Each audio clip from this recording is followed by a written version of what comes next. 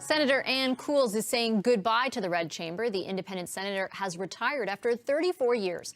In that time, the conversation over the role of the Senate has shifted. So where does she see the Senate is headed? And is the move towards a more independent Senate working? I spoke with Ann Cools the day before she retired to get her perspective. Have a listen. Hi, Senator. Thanks so much for being here. Thank you for inviting me. Congratulations on such a long career in the Senate, and congratulations on your retirement. It's almost 35 years. That's a little while. Quite a while. And I wanted to start off because you brought in this picture. So I thought I'd start here. Obviously a picture of you and Pierre Trudeau. Yes. Tell me a bit about this picture, when it was, and what it symbolizes to you. This picture is sometime around 1987 and around the time of the Meech Lake Accord. And Mr. Trudeau, the senators had brought Mr. Trudeau to the Senate to speak on the Meech Lake Accord. And he spoke for about 5 hours nonstop in the Senate. And this is afterwards where we're having a tiny little reception or something.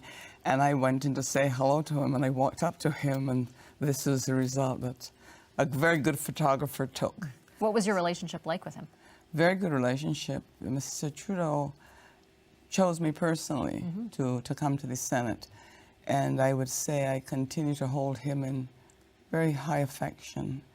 And I must admit that this is now 2018, which is 18 years since he passed away. But I had a real difficulty getting through that funeral, because to me he was so real and so strong and such an intellect. This man had an intellect that remains unmatched. And he chose me personally to come to the Senate, and he called me personally. And of course, it wasn't a big surprise to me, because I had heard rumors from ministers that he had been raising my name a lot for the Senate. But however it was, he called me on the telephone and told me that he wanted to bring me to the Senate, and he was appointing me that day. Do you remember what that call and that feeling was like? Oh, very, very clearly. Yeah? Very clearly. It's a once in a lifetime, if ever, feeling.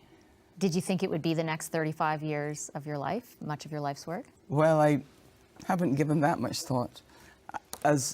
When time is ahead of you, you don't give it that much thought. It's when it's behind you that you really begin to understand so much more.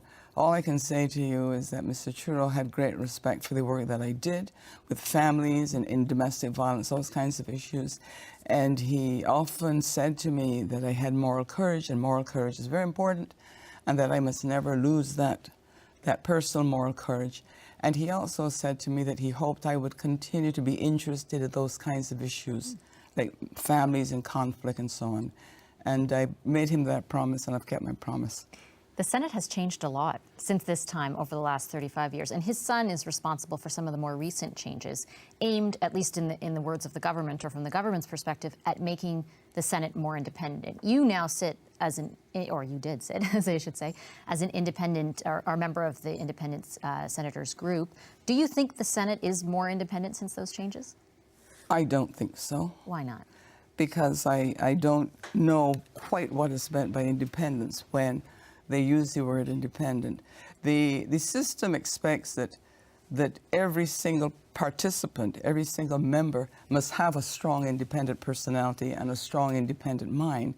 Because yes, we worked in concert with political parties, but political parties work by assembling the finest minds and the finest intellects in the country.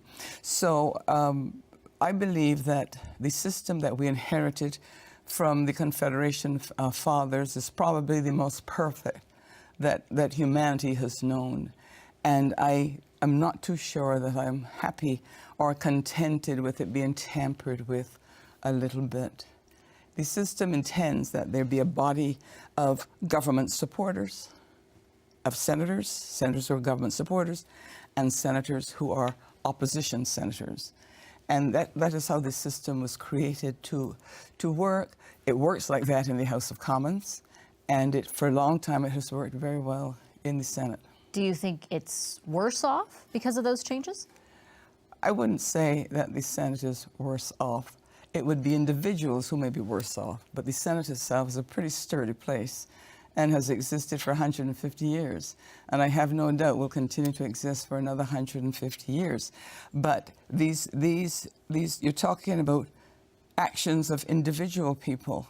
And every senator is an individual person and who has a right to have ideas and to speak to every single subject if needed as it comes along.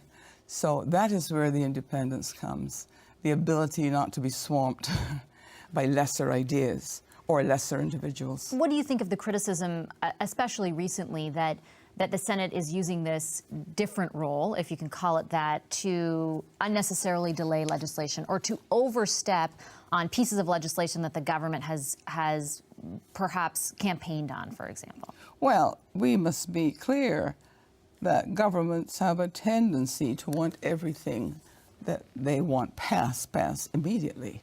No debate. No debate is necessary. They just want it quickly. And senators, and I in particular, do not believe that that is our function.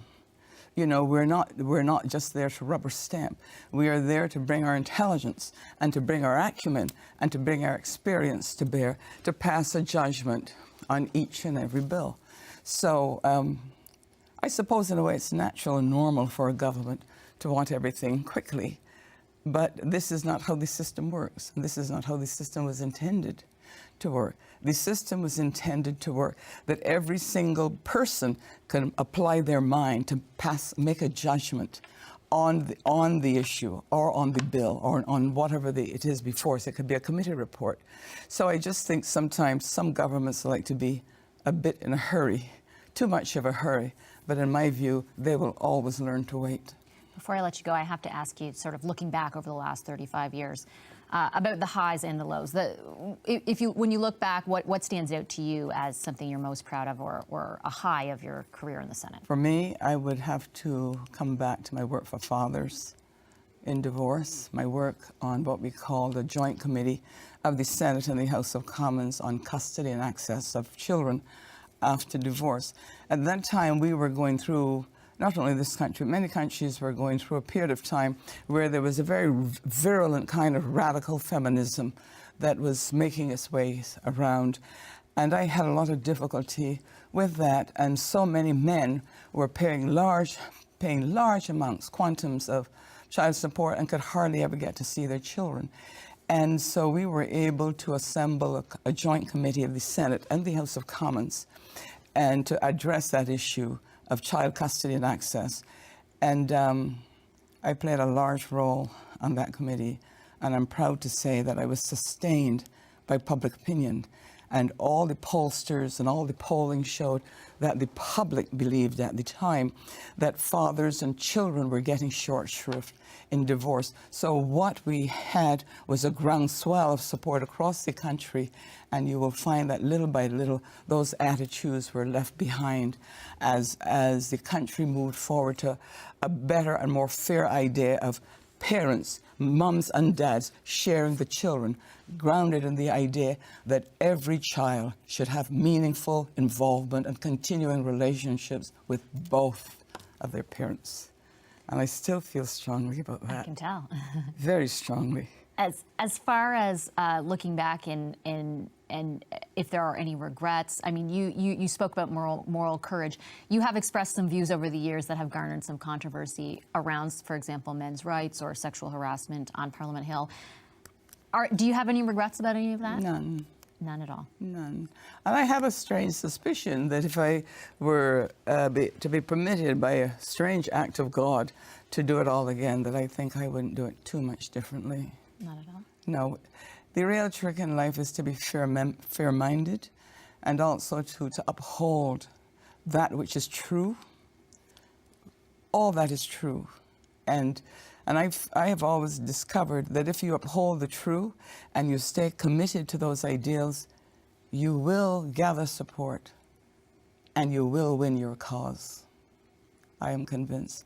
And I feel that I've spent 35 years in the Senate, and if I were able to start over and do it again, I have a suspicion I wouldn't do it very differently, as I said before. But, you know, this was my road. I came from a family of politicians, people.